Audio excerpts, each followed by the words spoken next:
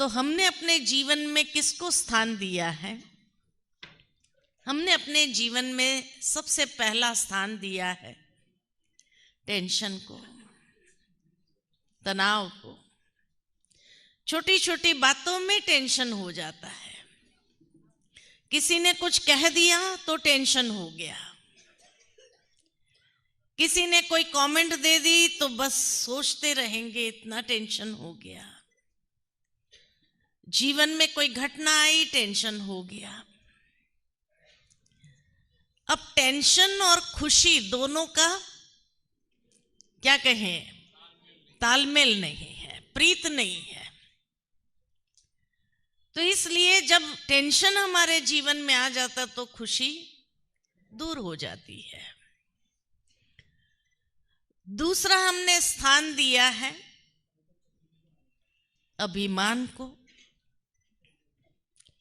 आज हर एक का अपना ईगो है। हम दूसरे को कमेंट भी करते हैं, फलाने व्यक्ति में आजकल बहुत ईगो आ गया है, हाँ, बहुत एरोगेंट हो गया है, पता नहीं अपने आप को क्या समझता है। अब ईगो और खुशी का भी आपस में मेल नहीं। जब व्यक्ति अहंकार में है तो एक स्माइल तक भी नहीं आती है उसके चेहरे पर। तो इसीलिए दूसरा स्थान हमने दिया है ईगो को, और ये स्थान हमने बचपन से उनको देना चालू किया। आज एक छोटे बच्चे को भी आप कुछ कह करके तो देखो, उसका अपना ईगो भी कितना होता है, तोड़ फोड़ चालू कर देगा उसका कहना नहीं माना तो। है ऐसा बच्चे, है ऐसा। आजकल के बच्चों ने अपने ईगो को पोसवाने के लिए माता पिता के नाक में दम कर दिया है। तो दूसरा स्थान हमने दे दिया है ईगो को। तीसरा स्थान हमने दिया है डर को, भय को। पता नहीं उसने ऐसा किया तो ये हो जाएगा, उसने ऐसा कहा तो ऐसा हो जाएगा, पता नहीं अभी उसका रिएक्शन क्या होगा। इतना भय की दुनिया है। वर्तमान समय को कहा ही जाता है it's an age of fear. हर कोई के जीवन में किसी न किसी का भय जरूर है। फियर ऑफ क्रिटिसिज्म, किसी ने अगर निंदा कर दी तो। फियर ऑफ फेलियर, अगर नापास हो गए या सक्सेसफुल नहीं हुए तो लोगों के लिए चर्चा का विषय हो जाएगा। फियर ऑफ लूजिंग, कुछ गंवाने का एक भय है। हर वक्त इंसान भय में जी रहा है। तो हमने अपने जीवन में स्थान किसको दिया है? टेंशन, ईगो और भय। इन तीन की सदी है, और इसीलिए जहां ये तीन को स्थान दे दिया वहां खुशी की उनसे प्रीत नहीं है। तो खुशी आना चाहती है, लेकिन ये तीन को बैठा हुआ देख वो दूर चली जाती है। फिर हम कहते हैं इतना प्रयत्न किया फिर भी हमारे जीवन में खुशी नहीं आती है। आज इंसान को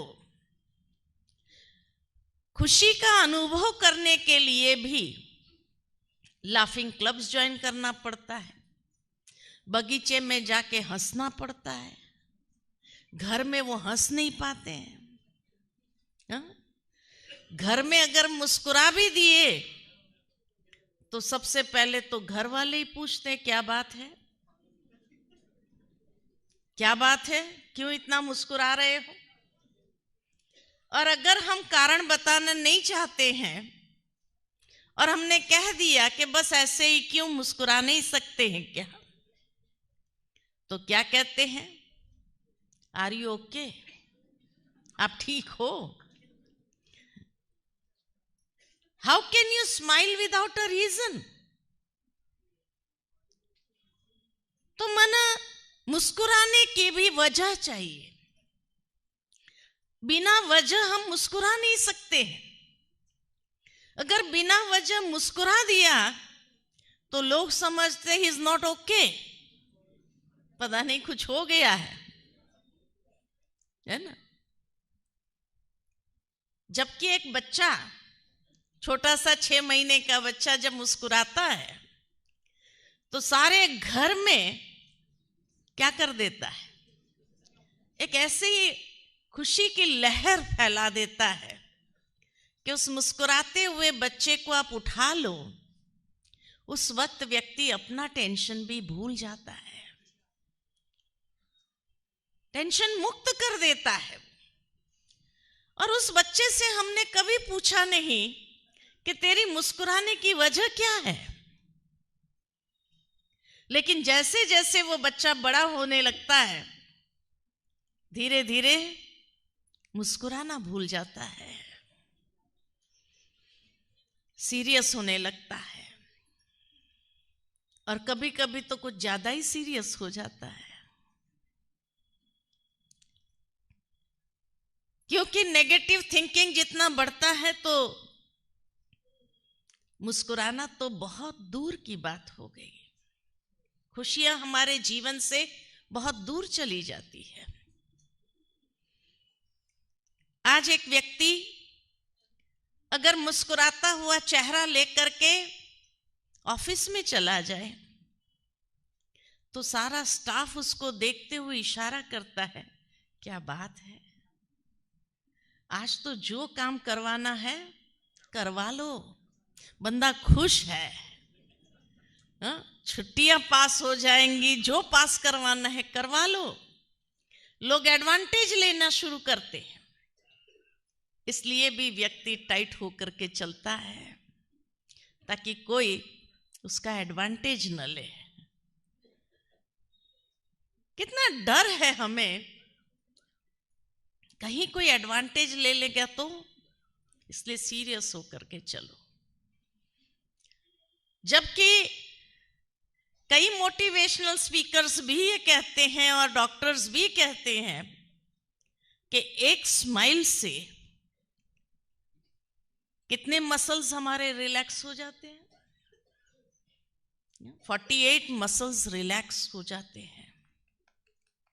और व्यक्ति जब टेंशन में आ जाता है तो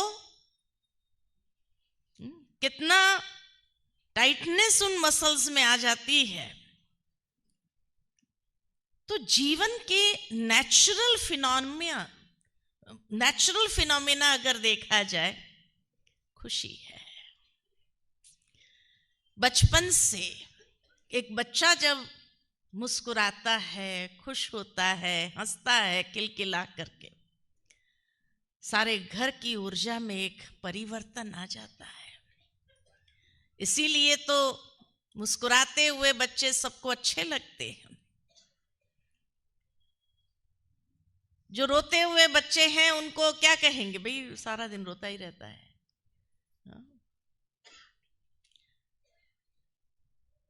ये हमारी नेचुरल स्टेट है, खुशी में रहना। लेकिन शायद बड़े होते होते हम इतने ज्यादा समझदार हो जाते हैं कि टेंशन को पालने लगते हैं, और वो टेंशन के कारण कितनी बीमारियां आ जाती है।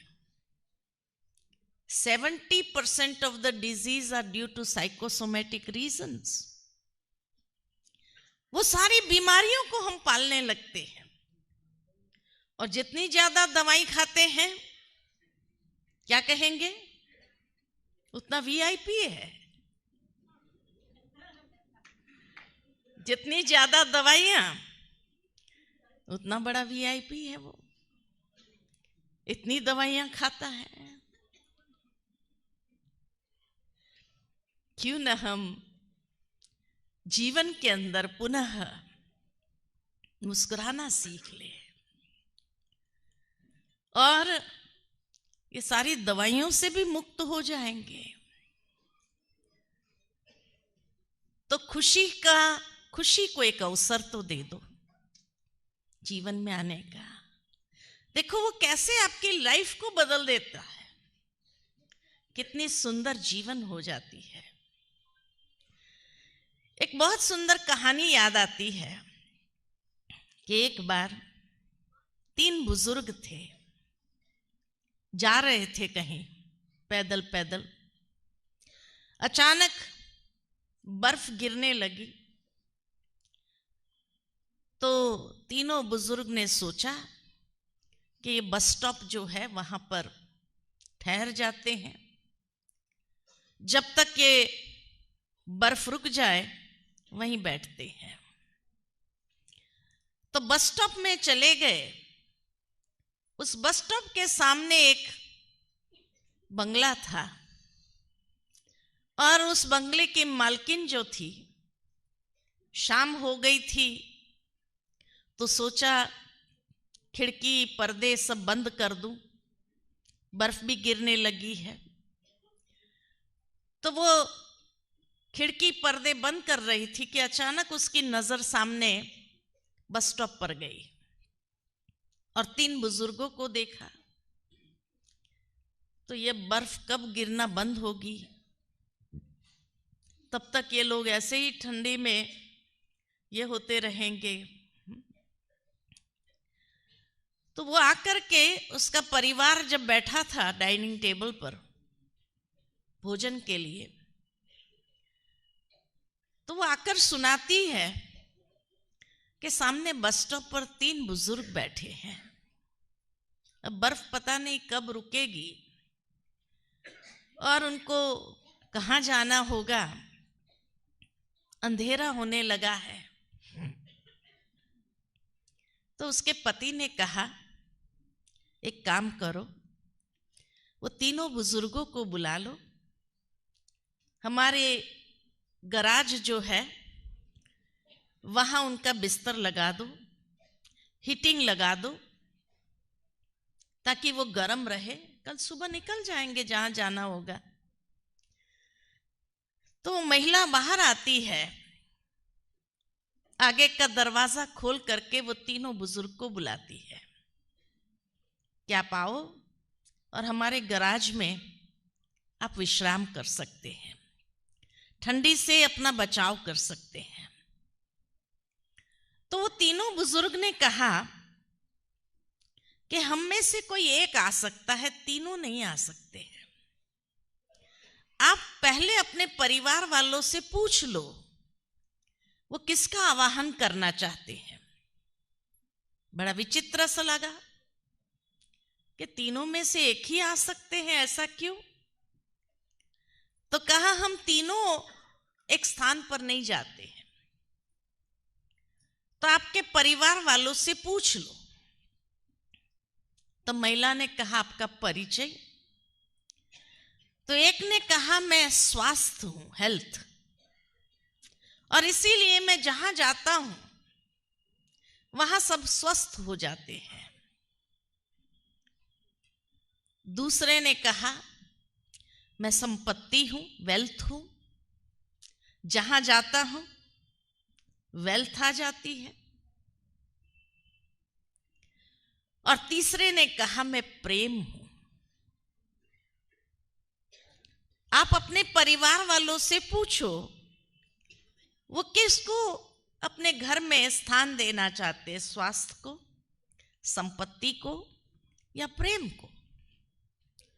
वो महिला अंदर आती है, पूरा परिवार बैठा है। तो उसने कहा कि बड़ी विचित्र बात है, वो तीनों एक जगह एक साथ में नहीं रह सकते हैं, तीनों में से कोई भी एक रह सकता है, हमें चुनाव करना होगा हम किसका आवाहन करें। और उसने सुनाया एक है स्वास्थ्य, हेल्थ, वो जहां जाता है तो सब स्वस्थ हो जाते हैं।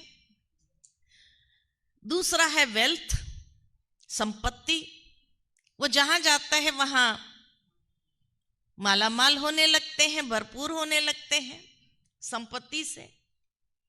और तीसरा है प्रेम। तो बुजुर्ग माँ बाप ने कहा, बहू एक काम करो, स्वास्थ्य को बुला लो, हमारी तबीयत अगर ठीक हो जाएगी तो हम आप लोगों के काम में हाथ बटा सकेंगे, इसलिए स्वास्थ्य को बुला लो। तो पति और देवर ने कहा, रे संपत्ति को बुलाते हैं ना, संपत्ति होगी तो आपका इलाज तो हो ही जाएगा, संपत्ति को बुलाओ। आजकल कितनी महंगाई हो गई है, कितनी आवश्यकता है, खर्चे इतने बढ़ते जा रहे हैं, कहां से निकाले पैसे। ऐसे अनेक आर्ग्यूमेंट्स दे दी कि स्वास्थ्य के बदले संपत्ति को बुलाओ। तो वहीं छोटे बच्चे खेल रहे थे, तो दोनों छोटे बच्चों ने कहा, क्यों ना हम प्रेम को बुलाएं। अब 3 मत हो गई, किसको बुलाएं। तो सोच में पड़ गए, कुछ साइलेंस हो गई। लास्ट में सभी ने कहा, एक काम करते हैं, बच्चों ने जो कहा प्रेम को ही बुला लो। तो महिला बाहर आकर कहती है, आप में से जो प्रेम है वो अंदर आ जाए। तो प्रेम के पीछे पीछे स्वास्थ्य भी आया और स्वास्थ्य के पीछे पीछे संपत्ति भी आई। कहा, ये क्या, आपने तो कहा एक ही आ सकते हैं। तो कहा, अगर आपने स्वास्थ्य को चुना होता तो सिर्फ वही जाता, अगर आपने संपत्ति को चुना होता तो सिर्फ वही जाता। लेकिन क्योंकि आपने प्रेम को चुना, तो जहां प्रेम होगा वहां खुशी होगी, वहां स्वास्थ्य भी होगा और वहां संपत्ति भी आ जाती है। तो जीवन के अंदर सही चुनाव करना आवश्यक है कि हम किसको चुनते हैं, किसको अपने जीवन में स्थान देते हैं, चीज वस्तुओं को या वैल्यूज को, किसको स्थान देना चाहिए।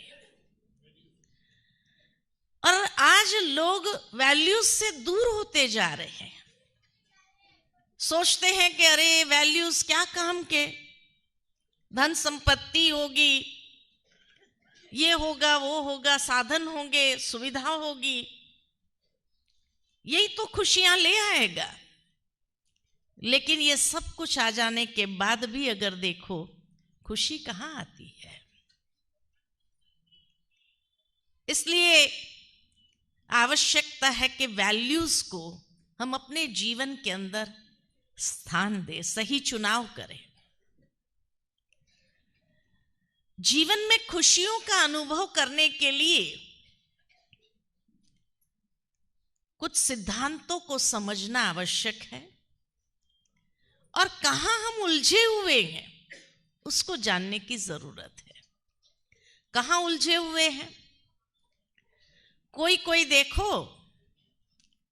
तो अनेक प्रकार की परिस्थितियों में, समस्याओं में, चुनौतियों में उलझे हुए हैं और फिर क्या कहते हैं, अरे एक चुनौती पूरी नहीं होती कि दूसरी आ खड़ी हो जाती है, एक समस्या पूरी नहीं होती कि दूसरी आकर खड़ी हो जाती है।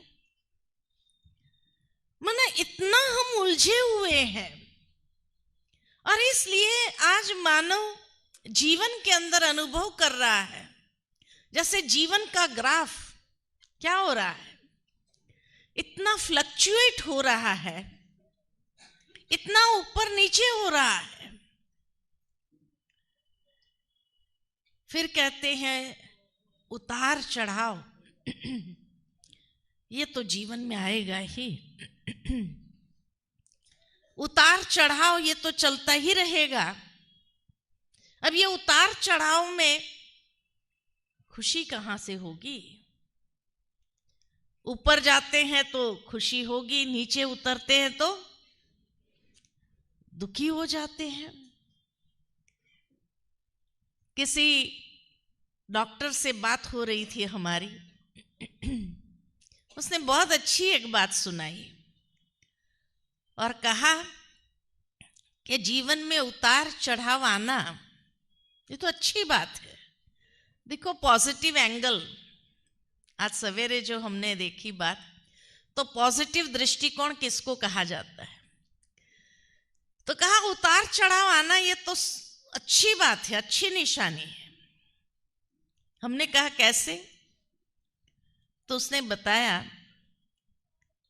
वो कार्डियोलॉजिस्ट था, तो कहा कि हमारे पास जब पेशेंट आते हैं ना, तो पेशेंट का ईसीजी हम जरूर लेते हैं, और जब ईसीजी लेते हैं तो उसका ग्राफ कैसा आता है?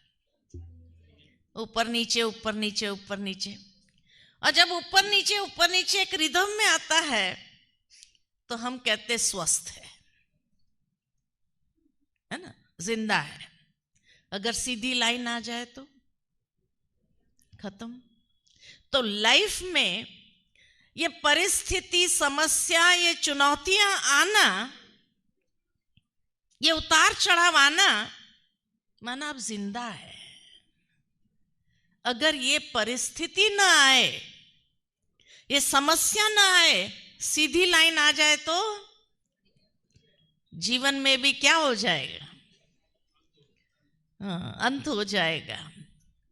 इसीलिए ये आना हमको ऊर्जावान बनाता है, हमारी रचनात्मकता बढ़ने लगती है।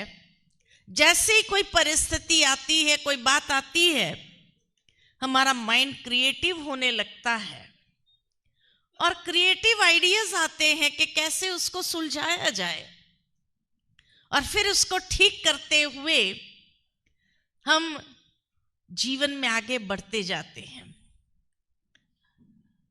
तो ये उतार चढ़ाव आना अर्थात जिंदा है। एक बार कुछ समय पहले माउंट आबू में एक भाई आए थे, कलेक्टर थे। उसने अपना एक अनुभव सुनाया, और अनुभव ये सुनाया कि जैसे ही उसने MBA किया और उसने जॉब के लिए तलाश किया, तो उसको बैंक में जॉब मिल गई। बड़ा खुश था कि देखो लोगों को नौकरी नहीं मिलती है, और मैंने अभी पढ़ाई पूरी करते ही मुझे नौकरी मिल गई, और वो भी इतनी अच्छी नौकरी मिली। बैंक में असिस्टेंट मैनेजर की पोस्ट मिली। तो कहा कि मैं बड़ा खुश था, इतना खुश था, और मैं अंदर में यही समझता था कि मैं इतनी अच्छी परफॉर्मेंस अपनी दूंगा जो बहुत जल्दी मुझे प्रमोशन मिल जाए। बड़ा सिंसियरली मैं अपना काम करने लगा। लेकिन हर जगह पॉलिटिक्स तो होती ही है। तो उसने कहा कि ऐसी पॉलिटिक्स हुई मेरे साथ कि उस बैंक के अंदर बहुत बड़ा पैसे का घोटाला हो गया, लाखों करोड़ों रुपए का घोटाला हो गया, और मेरा कहीं दूर दूर तक कोई संबंध नहीं, लेकिन फिर भी सारा इल्जाम मेरे ऊपर आ गया, और मेरे पास कोई सबूत नहीं ये सिद्ध करने के लिए कि मैं निर्दोष हूं। सारे प्रेस में, सारे न्यूज़पेपर्स में, हर जगह मेरा फोटो और ये कहानी छपती रही। आखिर सारे बैंक वालों ने मुझे मजबूर किया कि आप रेजिग्नेशन दे दो, हमारी बैंक का नाम खराब हो रहा है। लेकिन मैं बार बार कहता था कि मेरी कोई गलती नहीं, मुझे मालूम ही नहीं। लेकिन कोई उसकी आवाज सुनने वाला नहीं था। आखिर जो है उसको रेजिग्नेशन देना पड़ा। घर में आया तो सभी उसको दिलासा देने लगे और कहने लगे, अरे जरूर कुछ अच्छा होगा, भगवान सब कुछ अच्छा ही करेगा, तुम चिंता न करो, हम सब तेरे साथ खड़े हैं। सब दिलासा तो दे रहे थे। आरंभ में मैंने भी उस दिलासा में अपने मन को पिरो लिया और कहा कि ठीक है, चलो जरूर कुछ अच्छा होने वाला होगा। इस बात से अपने मन को मना लिया। लेकिन उसके बाद जहां पर भी मैं नई नौकरी के लिए अप्लाई करता था और वहां इंटरव्यू के लिए जाता था, मुझे देख करके वो यही कहते थे, कहीं आप वो तो नहीं है जिन्होंने बैंक में इतना गफला किया? नहीं भाई, ऐसे व्यक्ति हमें नहीं चाहिए। वो चीज मेरे सामने आ जाती थी और योग्यता होने के बावजूद मुझे वो नौकरी नहीं मिलती थी। धीरे धीरे मेरे मन के अंदर नेगेटिविटी ने घेराव डाल दिया। मेरे इतने विचार नेगेटिव होने लगे। जो चीज मैंने किया नहीं, आज मुझे इसकी सजा क्यों मिल रही है? भगवान ऐसा क्यों करता है? मेरे साथ ही ऐसा क्यों हो रहा है? कहा इतने सारे प्रश्न थे लेकिन निरुत्तर, कोई जवाब नहीं मिलता था। तो मन में नेगेटिविटी बहुत ज्यादा भर गई और धीरे धीरे मैं डिप्रेशन का शिकार होने लगा। मैंने इंटरव्यू के लिए फॉर्म भरना ही बंद कर दिया। घर में ही बैठा रहा। रात रात मुझे नींद नहीं आती थी। मैं यही सोच सोच करके परेशान होता था कि मेरे साथ भगवान ने ऐसा क्यों किया? मैंने तो किसी को कष्ट नहीं दिया, फिर मेरे साथ ऐसा क्यों हुआ? ऐसे समय बीतता गया और मेरा अंदर का डिप्रेशन बढ़ता गया। परिवार वाले दुखी होते थे मुझे देख करके, बहुत कुछ कहना चाहते थे, लेकिन मैं किसी की बात सुनता नहीं था। चिड़चिड़ापन इतना बढ़ गया मेरे अंदर। कोई कुछ कहता था तो भी मुझे बड़ा गुस्सा आने लगता था।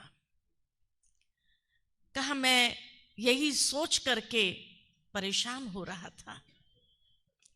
लेकिन मेरा एक दोस्त था, जब उसको पता चला तो वो खास मुझे मिलने के लिए आया और जब उसने मेरी हालत देखी तो उसने मुझे यही कहा, ये क्या कर दिया तुमने अपने आप को? अरे परिस्थिति किसके सामने नहीं आती है? Be brave, be positive. उसने कहा कैसे मैं पॉजिटिव रहूं? मेरे मन में एक भी पॉजिटिव विचार नहीं चल रहा है, क्योंकि मेरे मन में नेगेटिविटी ने घर कर लिया है। मेरा दोस्त तो मेरी कैपेबिलिटी को जानता था। उसने कहा अरे तू बचपन से हमेशा टॉपर रहा है, तुम कुछ भी कर सकता है। क्या करूं? जहां जाता हूं मेरे सामने वही चीज मेरी जैसे परछाई बन गई है। तो उसने कहा कोई बात नहीं, तो एक काम कर, यूपीएससी के लिए तैयारी कर। तुम इतना इंटेलिजेंट है, तुम तैयारी कर। बड़ी जबरदस्ती से उसने मेरा फॉर्म भरा और उसने कहा नहीं, तेरे को एग्जाम देनी ही होगी, तेरा माइंड भी चेंज होगा, नहीं तो ये विचार तेरे को अंदर ही अंदर खाता रहेगा, कई बीमारियों का शिकार बन जाएगा। तुम्हारे पास कैपेबिलिटी है, तुम करो, और जहां मेरी जरूरत होगी मैं तुझे मदद करूंगा। उसने बड़ी जबरदस्ती से फॉर्म भर दिया और मेरे लिए किताबें लेकर आया था। उसने कहा तैयारी करो, चलो। मैंने भी तैयारी शुरू किया। एक के बाद एक सारी एग्जाम पास करता गया और सारी एग्जाम पास करने के बाद मैं आईएएस बन गया। तब मुझे समझ में आई कि मेरे साथ ऐसा क्यों हुआ था। क्योंकि मैं इतना कंफर्टेबल फील कर रहा था अपने को उस पोस्ट पर। यह सपना देखने लगा था कि कुछ समय में मेरा प्रमोशन होगा, मैं असिस्टेंट मैनेजर से मैनेजर बन जाऊंगा, फिर ब्रांच मैनेजर बन जाऊंगा। ये सपना मेरा था। मैं कभी सोच भी नहीं सकता था कि मैं कलेक्टर बन जाऊंगा या उसके लिए मैं कोई तैयारी करूं। लेकिन तब ये जो मेरा सवाल था ईश्वर से कि भगवान ने मेरे साथ ऐसा क्यों किया, उसका जवाब मुझे मिला कि भगवान मेरी योग्यता को जानता था, मेरी शक्ति को जानता था, और इसीलिए जब तक ये घटना नहीं होती थी मैं वहां से निकलने वाला नहीं था, इतना कंफर्टेबल हो गया था। तो जीवन में जो कुछ भी होता है उसके पीछे कोई ना कोई रहस्य होता है। उस रहस्य को हम समझ नहीं पाते हैं, लेकिन हर परिस्थिति हमें आगे बढ़ाने के लिए आती है, कोई ना कोई तोहफा देने के लिए आती है, कोई ना कोई इतनी सुंदर गिफ्ट जीवन के लिए देकर जाती है। बस हमें अपने माइंड सेट को नेगेटिव नहीं होने देना है। जहां हमारी शक्ति है, जहां हमारी क्षमता है, उस पर हमें फोकस करके उसको क्या करना चाहिए, बाहर ले आना चाहिए, ताकि हम जीवन के अंदर बड़ी सरलता के साथ आगे बढ़ सके और खुशियां हमारा साथ दे सके। अगर हम नेगेटिविटी के शिकार हो गए तो खुशियां कभी जीवन में आने वाली नहीं है। तो परिस्थितियों से, समस्याओं से, चुनौतियों से उलझो नहीं, लेकिन उसमें अपनी शक्ति और क्षमता को पहचानते हुए अपना रास्ता निकालो। इसीलिए कहा जाता है कि जहां सारे रास्ते बंद हो जाते हैं वहां कोई ना कोई नया रास्ता जरूर खुलता ही है, जहां से हम निकल करके आगे बढ़ सकते हैं और जीवन में उसका आवाहन करते हैं, खुशियों का, और खुशियों से अपने जीवन को भर सकते हैं। तो इनसे उलझो नहीं। दूसरा, हम किससे उलझते हैं? दूसरा, हम उलझते हैं इंसानों से। कोई ना कोई व्यक्ति से उलझ जाते हैं, और जब व्यक्तियों से उलझते हैं तो खुशी तो गायब होनी ही है। लेकिन ये उलझन भी जब जीवन में आती है, खाली खुशी गायब नहीं होती है, रिश्ते टूटते हैं। हमारे जीवन के अंदर अनेक प्रकार के दुख जैसे पहाड़ गिर गए हो ऐसा महसूस कराता है। इसलिए इंसानों से भी उलझो नहीं। हर इंसान के अंदर भगवान ने कोई ना कोई सुंदर क्वालिटी दी हुई है, और उसी से तो उसने गुलदस्ता बनाया है। सब एक जैसे तो नहीं हो सकते हैं, हर एक के अंदर अलग क्वालिटी है, और अगर ये सारी क्वालिटी अगर मिल जाए तो कितना सुंदर गुलदस्ता हो जाएगा। तो किसी की भी क्वालिटी को अप्रिशिएट करते हुए उसको स्वीकार करो, एक्सेप्टेंस उसका जरूर जीवन के अंदर करो। जहां एक्सेप्टेंस है, इंसानों को हम एक्सेप्ट, जो है जैसा है वैसा, चलो एक्सेप्ट करो उसको।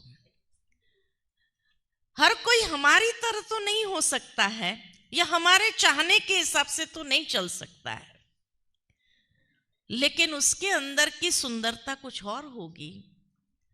उसको उस सुंदरता से एक्सेप्ट करो, क्योंकि तभी जीवन के अंदर सुख, शांति, खुशी सब नेचुरल रूप में फ्लो होने लगेगी। एक बार एक व्यक्ति अपने गुरु के पास जाता है और कहता है, गुरुजी मुझे कोई ऐसा मंत्र दे दो जो मैं सदा सुखी हो जाऊं, मैं दुखी होना नहीं चाहता, बड़ा दुखी हो जाता हूं मैं छोटी छोटी बातों को लेकर के।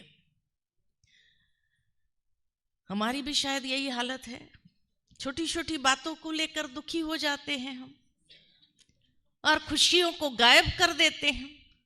तो गुरु जी के पास जाता है और कहता है कोई ऐसा मंत्र दे दो, कोई ऐसी विधि बता दो जो मैं सदा सुखी हो जाऊं। तो गुरु जी ने कहा बस इतनी सी बात, चलो चलते हैं, पैदल चलते हैं। गुरु जी का आश्रम एक नदी के किनारे था। तो गुरु जी उस व्यक्ति के साथ पैदल चलते हुए उसको कहा मैं तेरे को आज अच्छी अच्छी बातें सुनाता हूं। इतनी सुंदर सुंदर बातें, छोटी छोटी बातें सुनाना शुरू किया गुरु जी ने। हर बात सुनने के बाद वो व्यक्ति कहता था वाह गुरु जी कितनी अच्छी बात सुनाई आपने, बहुत अच्छी बात सुनाई। चलते चलते काफी दूर निकल गए, उतने में एक पत्थर दिखा। गुरुजी ने कहा आप ये पत्थर उठा सकेंगे? कहा क्यों नहीं, जरूर उठा सकता हूं। तो कहा उठा लो, आश्रम में एक जगह पर उसको लगाना है। कहा ठीक है, और मैं तुझे और अच्छी अच्छी बातें सुनाता हूं। वो व्यक्ति ने पत्थर उठा लिया। पत्थर इतना भारी था, जो गुरुजी के साथ उसके कदम चलते थे और गुरुजी की हर बात पर वो कहता था वाह गुरुजी वाह, कितनी अच्छी बात सुनाई। अब धीरे धीरे उसके कदम पीछे हो गए, क्योंकि इतना वजन जो लेकर चल रहा था। गुरुजी अपनी मस्ती में बातें सुना रहे थे, लेकिन अब वो आवाज नहीं आ रही थी। वाह गुरुजी वाह, बहुत अच्छी बात सुनाई। गुरुजी ने कहा तुम कुछ रिस्पॉन्स नहीं दे रहे हैं। देखा तो आसपास है ही नहीं, वो बहुत पीछे रह गया। गुरुजी ने कहा रे तू कितना पीछे रह गया? कहा गुरुजी ये वजन जो है ना मेरी गति को धीमी कर रहा है, और इसलिए अब आपकी अच्छी अच्छी बातें भी मुझे सुनाई नहीं दे रही है, तो कैसे मैं रिस्पॉन्स करूं? अरे गुरुजी ने कहा ये बात होती थी तो पहले बता देता था। फेंक दो यहां। फेंक दिया, फिर हल्का हो गया, फिर साथ साथ चलने लगा, और गुरुजी अच्छी अच्छी बातें, फिर वो बड़ा उमंग में आकर कहने लगा वाह गुरुजी वाह, बहुत अच्छी बात सुना रही। गुरुजी ने कहा समझा? कहा क्या? कहा जब तुम बोझ को उठाकर चल रहे थे तो तेरी गति भी धीरी हो गई, अच्छी अच्छी बातें भी तुझे सुनाई नहीं दे रही थी, तेरी खुशी भी गायब हो गई थी, लेकिन हल्का हो गया तो तेरी गति भी अच्छी रहने लगी, और मेरी हर बात का रिस्पॉन्स भी देने लगा। जीवन भी कुछ ऐसा ही है। हम भी अपने मन के ऊपर अनेक प्रकार के बोझ लेकर चलते हैं, और इतने सारे बोझ लेकर चलेंगे तो हमारी गति तो धीमी हो ही जानी है, और बोझ उठाने के कारण जीवन जो हमें अच्छी अच्छी बातें सिखाना चाहता है वो भी हम सीख नहीं पाते हैं।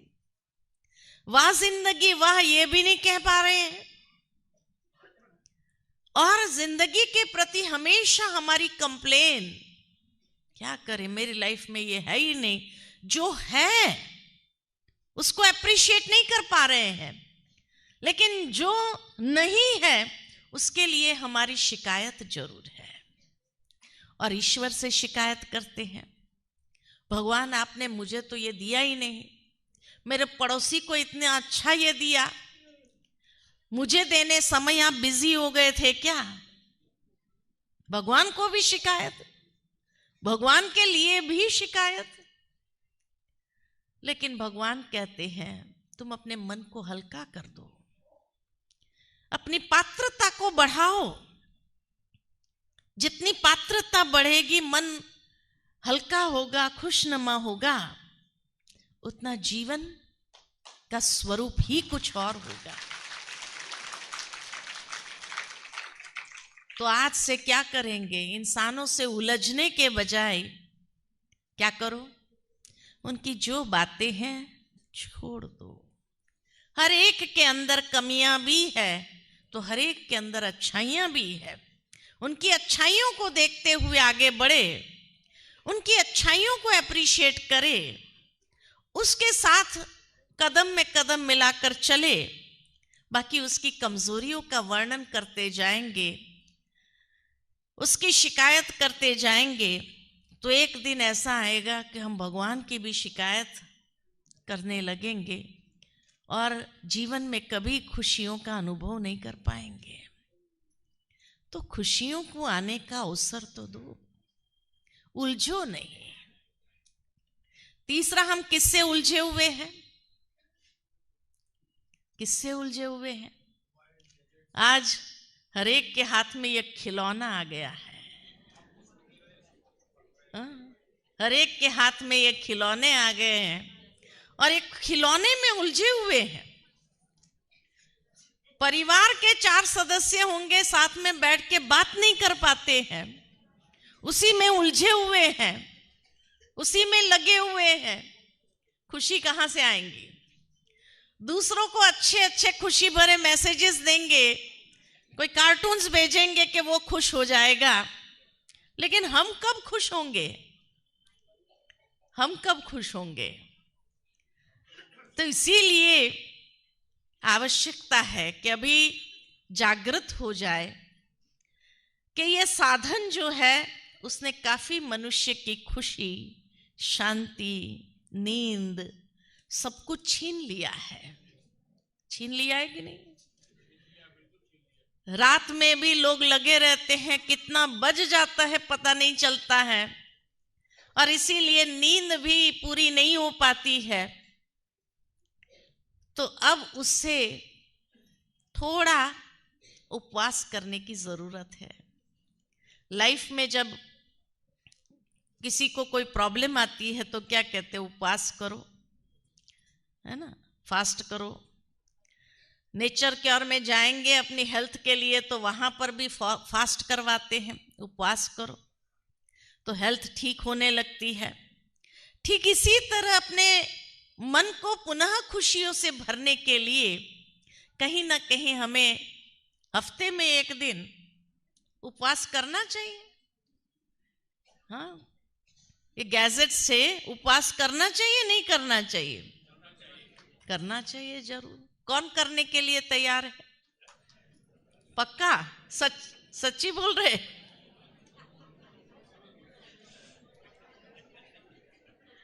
एक दिन भी हफ्ते में अगर उसका उपवास करके देखो, उसको स्विच ऑफ करके रख दो, अरे कुछ मिस नहीं होने वाला है।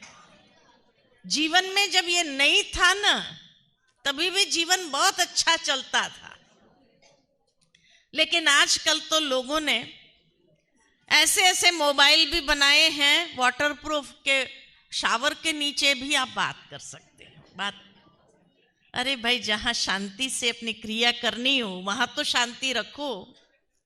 वहां पर भी उसको ले जाएंगे, बाथरूम में भी ले जाएंगे। इतनी गुलामी तो अच्छी नहीं है ना। साधन है, मालिक बनकर के उसका प्रयोग करो, गुलाम नहीं बनो। नहीं तो वो ऐसी गुलामी करवाएगा जो आप अपने जीवन के अंदर परेशान हो जाएंगे। इसीलिए आप देखो कि ये मोबाइल जो है उसने व्यक्ति का जीवन कैसा बना दिया है कि जिस तरह ड्रग्स लेकर के व्यक्ति एडिक्ट हो जाता है, आज देखा गया कि ये साधनों से छुड़ाने के लिए भी ऐसे स्थान बनाए गए हैं कि जहां पर आप जा कर के अपनी हेल्थ को पुनः ठीक कर सको, इतना एडिक्शन न हो। कई जगह हमने महसूस भी किया, सुना भी है कि कोई व्यक्ति ऑफिस में लगातार उसको लेकर के बैठा रहा, लगातार उसी पर लगा रहा, तो बॉस ने आकर के उसके हाथ से छीन करके उसको तोड़ दिया। उसके बाद वो व्यक्ति को कितना झाग आने लगा और बेहोश हो गए। माना कैसी गुलामी, कैसी गुलामी है, इतना एडिक्शन। कोरोना के समय किसी बच्चों की पढ़ाई ऑनलाइन हो गई, जब ऑनलाइन में उसको मोबाइल दिया गया, पढ़ाई तो छोड़ो, लेकिन कहाँ कहाँ वो साइट पर जाने लगा। और उसके बाद जब सब नॉर्मल होने लगा और उससे मोबाइल छीना, सारा घर तोड़ फोड़ कर दिया। इतना गुस्सा, इतना गुस्सा, जो सारा परिवार तहस नहस हो जाए। आज इस मोबाइल के कारण ही कईयों की कई सीक्रेट्स पकड़ी जाती है और रिश्ते टूटने लगे हैं। डाउटफुल हो गया, एक दूसरे के प्रति शक की नजर जाने लगी और उस शक के कारण ही किस तरह के रिश्ते बनने लगे हैं। आज दुनिया के अंदर सिंगल्स की पॉपुलेशन बढ़ने लगी। लोग रिश्तों में जुड़ना नहीं चाहते हैं क्योंकि वो अपनी आज़ादी चाहते हैं। और आज़ादी किसको कहा कि भाई हम अपने जीवन है उसको जैसे जीना चाहे, जिन साधनों के माध्यम से जीना चाहे, हमारे जीवन में कोई इंटरफियर न करे, ऐसी आज़ादी चाहते हैं। एक जगह हम गए थे तो हमने देखा कि उस घर के बाहर एक बोर्ड लगा हुआ था, वाईफाई जोन। तो जब हमको अंदर ले जा रही थी बहन जी, मैंने कहा इनके दरवाजे पर ही जब वाईफाई जोन लिखा है तो हमारी बात कौन सुनेगा? सब लगे हुए होंगे अंदर अपने ही मोबाइल पर, तो वहां जाकर के क्या हम सुनाएं? तो उस बहन ने कहा नहीं आप चलो तो सही। जब अंदर गए, इतना खुशी का माहौल था, इतना खुशी का माहौल था। हमने कहा ये खुशी का माहौल कैसे है? तब उसने दूसरा बोर्ड दिखाया कि जो इस घर में आता है उसको अपना मोबाइल इस बॉक्स के अंदर डाल देना होता है, बॉक्स के अंदर डाल देना होता है, और घर में आओ माना नो मोबाइल। तो मैंने कहा वाईफाई जोन लिखा है, तो कहा वाईफाई का इंटरप्रिटेशन है without internet family interaction. Wifi without internet family interaction. इसीलिए ये डब्बा रखा है ताकि हर एक को अपना मोबाइल उसमें जमा करना होता है, और घर में आओ तो बस और किसी से, दुनिया वालों से बात नहीं करो, परिवार वालों के साथ इतना अच्छा इंटरैक्शन करो। वो पुरानी गेम्स, कैरम खेलो, पत्ते खेलो, आप बहुत अच्छी तरह से जो बचपन में खेल खेले जाते थे, वो सारा फैमिली इंटरैक्शन। और उस कारण से उस परिवार के अंदर एक ऐसा माहौल क्रिएट हो गया था जहां खुशियां ही खुशियां हैं। ऐसी खुशी आप चाहते हो? ऐसी खुशी आप चाहते हो? क्या करेंगे? अपने घर को भी वाईफाई जोन बनाएंगे? अपने घर को वाईफाई जोन बनाएंगे कि नहीं बनाएंगे? जो बनाएंगे हाथ खड़ा करो। वाईफाई जोन अपने परिवार को, अपने घर को, बस थोड़े से, वो भी सोच सोच के, एक दूसरे को देख करके। हाँ, अरे मोबाइल के बिना जीवन क्या होती है, कभी उसका अनुभव तो करके देखो। इसलिए कहा हफ्ते में एक दिन उपवास ही कर लो। देखो अच्छा लगे तो फिर 2 दिन करना, 3 दिन करना, और अपने घर को भी वाईफाई जोन बना देना। ठीक है? तो ये खिलौने से उलझे नहीं रहो। खिलौने के बिना, उसके बाहर आकर के भी देखो जीवन की सौंदर्यता क्या है, कितनी खुशी का अनुभव होता है अपने परिवार के अंदर इंटरैक्ट करने में भी, दिल से दिल का कनेक्शन हो, ये अनुभव करके देखो। तो इसीलिए कहा कि जीवन के अंदर खुशियों को तो आने दो, इन सब में उलझे नहीं रहो। और उसके लिए कुछ सिद्धांत को समझने की भी जरूरत है। पहला सिद्धांत जो आज सवेरे हम सभी ने देखा जीवन के लिए, बी पॉजिटिव। जैसा सोचोगे वैसा बनोगे, जैसा चिंतन वैसा जीवन। तो चिंतन की क्वालिटी पॉजिटिव बनाओ। किसी साइकोलॉजिस्ट ने यह बताया कि मनुष्य कितना सोचता है। 1 मिनट में हमारे मन के अंदर कितने विचार चलते होंगे? 40 से 50 विचार 1 मिनट में चलते हैं। और इतना ही नहीं, लेकिन सोचो अगर 1 मिनट में 40 से 50 विचार चलते हो तो 24 घंटे में कितने विचार चलते होंगे? असंख्य। और अगर 1 घंटे के ही विचारों को लिया जाए, उसको क्लासिफाई कर दिया जाए, तो हर मनुष्य के मन के अंदर 4 प्रकार के विचार आते हैं। कौन से?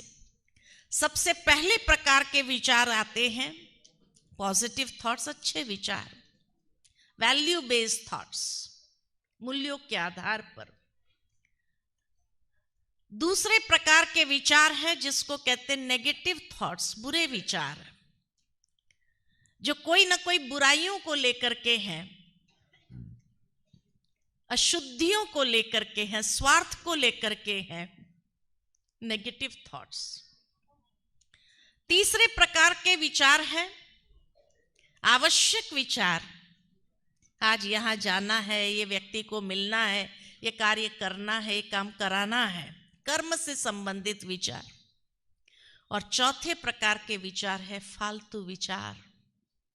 जब मन के पास कुछ सोचने लिए नहीं होता है, वेस्ट थॉट्स, तो बीती हुई बातों को सोचने लगता है, बीती हुई घटनाओं को याद करता है। Waste of time, waste of energy, इसीलिए उसको वेस्ट थॉट्स कहा। तो सारे दिन में ये 4 प्रकार के विचार आ जाते हैं, पॉजिटिव, नेगेटिव, नेसेसरी और वेस्ट। थोड़ा सा अगर एनालिसिस करे, सेल्फ एनालिसिस करे या वर्तमान समय को देखते हुए एनालिसिस करे, अधिकतर मनुष्य के विचार कौन से होते हैं 4 में से? हाँ, नेगेटिव ज्यादा होते हैं। दूसरे नंबर पर वेस्ट भी ज्यादा होते हैं। पॉजिटिव ना के बराबर होते हैं। आज मनुष्य भगवान को भी याद करता है तो वहां भी स्वार्थ आ जाता है। हे प्रभु, मेरा इतना काम हो जाए तो इतना चढ़ावा चढ़ा देंगे, इतना भंडारा कर देंगे, है ना। भगवान के साथ भी जब पॉजिटिविटी नहीं रही तो इंसान के साथ तो क्या होगा। और इसीलिए अगर चिंतन की क्वालिटी नेगेटिव और वेस्ट ज्यादा है, तो जहां नेगेटिव विचार और वेस्ट विचार होंगे वहां खुशी होगी? बिल्कुल नहीं होगी। तो इसीलिए जो है अपने चिंतन की धारा को चेंज करना है। यही समय है कि जब हम जागृत हो जाए और नेगेटिव और वेस्ट से परिवर्तन की ओर, समय भी परिवर्तन चाहता है। तो इसीलिए पॉजिटिव क्वालिटीज का अनुभव करने के लिए अपने विचारों को एक दिशा दे, पॉजिटिव दिशा में ले चले। कहा जाता जहां एक श्रेष्ठ दिशा होगी, पॉजिटिव दिशा होगी, तो दशाएं भी बदलने लगेगी। आज अगर दशाएं बुरी अनुभव होती है, नेगेटिव होती है, क्योंकि हमारे विचार की दिशा ही वैसी हो गई है।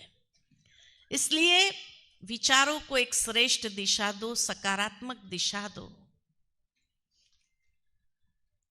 तो ये पहला सिद्धांत, जैसा सोचोगे वैसा बनोगे, जैसा चिंतन वैसा जीवन।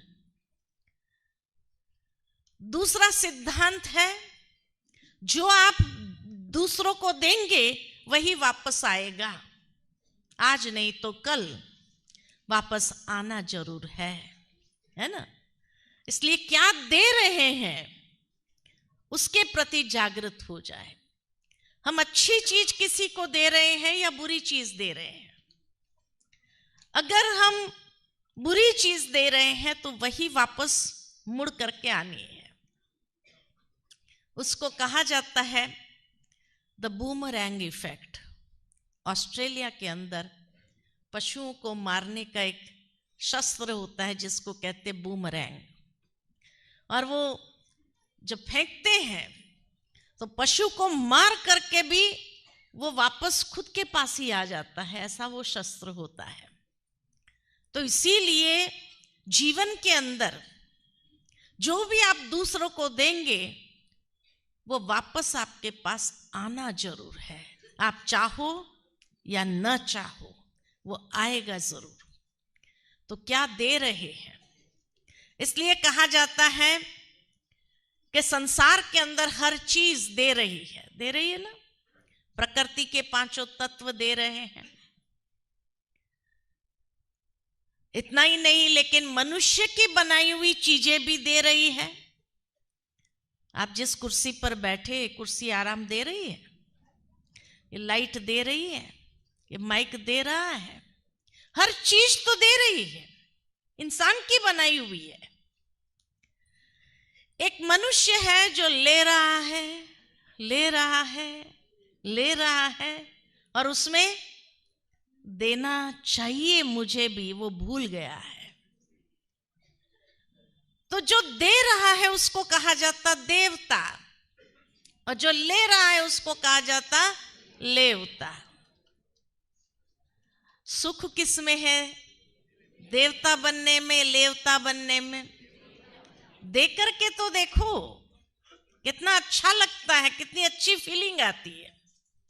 एक बहुत सुंदर दृष्टांत याद आता है, अंत में सुनाना चाहूंगी कि एक बार एक राजा था, देश विदेश अनेक जगह पर जाता था, और जहां जाता था तो वहां से उसको उपहार मिलते थे, गिफ्ट्स मिलती थी, और बड़ी महंगी महंगी गिफ्ट मिलती थी राजा को। अब इतनी गिफ्ट्स हो गई कि उसके महल में जगह ही नहीं थी रखने की भी। तो उसने सोचा अब इतनी गिफ्ट्स है, उसको क्या किया जाए। लोगों ने कहा कि म्यूजियम बना दे। कहा नहीं, म्यूजियम नहीं बनाना है। तो कहा क्या करे? तो राजा ने कहा ऐसा करते हैं, मैं सारी गिफ्ट्स को प्रजा में बांट देता हूं, इतना संभाल के रखेंगे, जनरेशन आफ्टर जनरेशन वो दिखाएंगे कि देखो हमारा राजा कितना अच्छा था, इतनी अमूल्य भेंट हमको देकर गया, तो याद करते रहेंगे। सभी को आइडिया पसंद आई।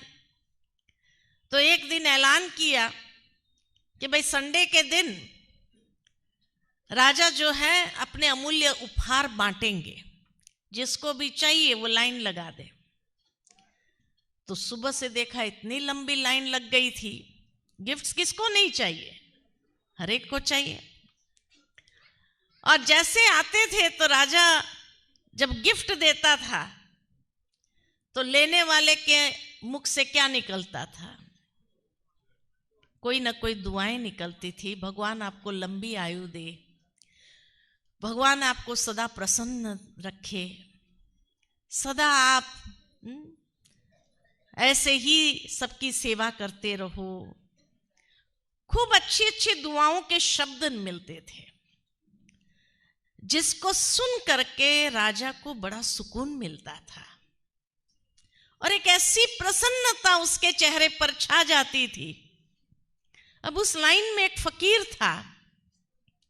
वो फकीर जब देखता था कि राजा के चेहरे पर कितनी आत्मसंतुष्टि है, कितनी प्रसन्नता है, कितना सुकून का अनुभव कर रहा है, तो उसने सोचा यही तो मेरे जीवन का लक्ष्य भी है, मैं भी ऐसा सुकून अनुभव करना चाहता हूं। लेकिन फकीर था, उसके पास तो कुछ था ही नहीं, क्या दे। तो सोचते सोचते उसका नंबर आ गया। नंबर आया तो उसने पीछे वाले से कहा, आप आगे जाना चाहेंगे? तो किसको नहीं जाना है आगे। तो वो आगे गया। वो भी जाते जाते उसको दुआएं दे, भगवान आपको लंबी आयु दे, सदा खुश रखे, सदा सुखी रखे। अब उसको जैसे वो दुआएं मिलने लगी ना, बड़ा सुकून अनुभव होने लगा, बड़ी प्रसन्न। वो एक एक को आगे करने लगा, एक एक को आगे करता गया और बड़ा सुकून अनुभव करके वहां से चला गया। उसने कोई गिफ्ट लिया नहीं। जब सारे लोग पूरे हो गए तो राजा ने अपने गुप्तचरों से कहा, आप जाकर के राज्य में, नगर में घूम के आइए, देखो कि लोग क्या बात कर रहे हैं, क्या वो खुश है गिफ्ट्स पाकर के। तो गुप्तचर जैसे ही नगर में घूमने लगे, हर कोई राजा की वाहवाही तो कर रहा था, लेकिन राजा के साथ साथ उस फकीर की भी वाहवाही कर रहा था कि भाई एक लाइन, उस लाइन में एक फकीर भी था जिसने कुछ नहीं लिया और वो भी अपना टर्न दूसरों को देता गया, आगे करता गया और पता नहीं कहां चला गया। तो गुप्तचरों ने आकर के राजा को सुनाया कि आपकी तो खूब वाहवाही हो रही है, लेकिन आपके साथ साथ एक फकीर की भी वाहवाही हो रही है।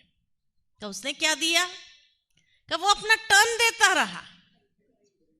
तो कहा मेरी बराबरी उसके साथ, उस फकीर को ले आओ। तो कहा वो फकीर तो कहां चला गया होगा, क्या मालूम, लेकिन उसने कुछ लिया भी नहीं। तो राजा के मन में आया, कल फिर मैं ऐलान करता हूं और गिफ्ट्स बांटने के लिए, जिसको चाहिए वो आ जाए। यही सोच करके वो फकीर फिर आएगा। जैसे ही ऐलान हुआ, दूसरे दिन फिर लंबी लाइन लगी और वो फकीर भी आया और अपना टर्न फिर देने लगा, आगे करने लगा। राजा का ध्यान गया, कहा इधर आ, तेरे को जो चाहिए ना ले करके जा, लेकिन ये टर्न बांटने का काम नहीं कर तू। तब फकीर ने कहा मुझे तो कुछ नहीं चाहिए, मुझे जो चाहिए था वो मुझे मिल गया। कहा क्या चाहिए था? कहा जब मैं आपके चेहरे को देखता था कि आप जब गिफ्ट देते थे तो कितना आत्मसंतुष्टि का भाव था, प्रसन्नता का भाव था, इतना सुकून आपको मिल रहा था, मैं उसी चीज को अनुभव करना चाहता था, लेकिन मेरे पास तो कुछ था नहीं, तो मैं अपना टर्न ही दूसरों को दे रहा था और उसी में मुझे वो मिल गया। जो देंगे तो आपको भी क्या मिलेगा? हाँ, बहुत कुछ मिलेगा। कोई चीज वस्तु देने की बात नहीं है, उसके अलावा भी बहुत कुछ दे सकते हैं। किसी को शुभ भावना दो, शुभकामना दो, दुआएं दो, आप किसी को मोटिवेट करने वाले शब्द कहो, एप्रिशिएट करने वाले शब्द कहो, उसको एक्सेप्टेंस दो, बहुत कुछ दे सकते हैं आप उसके अलावा भी। और जब आप ये चीज देंगे तो जरूर है कि आपको बहुत सारी दुआएं मिलेगी, जो आपके जीवन को भी खुशियों से, सुकून से भर देगा। तो इसलिए देना चालू करो। दे सकेंगे? एक होमवर्क देती हूं आप सबको। कल सारा दिन है ना, शाम को पुनः मिलेंगे, तो कल सारा दिन जो जिसको भी आप मिलो, ये अंदर में भाव रखो मुझे कुछ न कुछ देना है। देंगे? जो कहते हैं हम एक दिन का देवता बनेंगे, एक दिन का देवता, कल का दिन, वाह बहुत अच्छी बात है। अच्छा लगे तो 2 दिन का देवता बनना, और अच्छा लगे तो हमेशा का देवता बन जाना, है ना, हमेशा का देवता बन जाना। हम एक स्कूल में गए थे तो वहां पर ये बात कही, और हमने छोटे छोटे बच्चे थे 5 साल के, उनको हमने कहा कि आप घर में जाते हो ना तो मम्मी को कुछ हेल्प करो, घर में कुछ हेल्प करो, और जिसका लिस्ट लंबा होगा, ये हेल्प किया, ये हेल्प, दादी है उसको पानी दो, दादा को आप कोई चीज दो, हेल्प करो। जब आप हेल्प करेंगे ना तो जिसका लिस्ट लंबा होगा उसको हम प्राइज देंगे। तो छोटे बच्चे बहुत जल्दी उस बात को कैच कर लिया। एक छोटा बच्चा था 5 साल का, घर गया, नहीं तो बस्ता ऐसा फेंकता था, जूते ऐसे फेंकते थे, कपड़े ऐसे फेंकता था। उस दिन सब ऐसे समेट समेट करके रखने लगा। माँ देखती रही, आज उसको क्या हो गया, चलो अच्छी बात ही सीख कर आया है, खुशी हुई उसको भी। फिर उसके बाद दादी के पास नोट करता था, ये किया मैंने, ये किया मैंने, ये किया। फिर दादी के पास गया, दादी आपको पानी पीना है? दादी ने सोचा वाह कोई पोता आज पानी पूछ रहा है, कहा जरूर पीना है। तो पानी का ग्लास दौड़ कर ले आया, दिया। 15 मिनट के बाद फिर कहा दादी पानी ले आऊं? हर 15 मिनट नहीं होती है, पानी ले आऊं, पानी ले। दादी कहे भाई कितना पानी पिलाएगा। दादी ने कहा पता नहीं आज ये क्या सीख के आया है, पानी पिलाया जा रहा है सुबह से लेकर, मना करती हो। नहीं नहीं थोड़ा पी लो आप, क्योंकि उसको एडिशन करना था ना। 5 साल के बच्चे सीख जाते हैं, हम कब सीखेंगे, हम कब सीखेंगे? ये अच्छी बातों को सीख करके देखो कितना आपको दुआएं मिलती है, कितनी खुशियां जीवन के अंदर आने लगती है, और जीवन के अंदर सुकून महसूस होता है। तो खुशियों को आने का एक अवसर दो, देंगे? एक दिन का देवता बनेंगे ना, कल का सभी बनेंगे बच्चे, एक दिन का देवता बनेंगे। अच्छा, बहुत अच्छी बात है। तो खुशी आना चाहती है, आने दो उसको, ठीक है?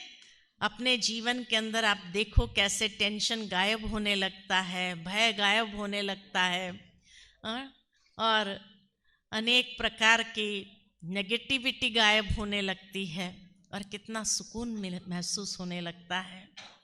तो इसलिए ईगो से मुक्त होने लगेंगे, जीवन खुशियों से भर जाएगा, ठीक है? अच्छा, ओम शांति।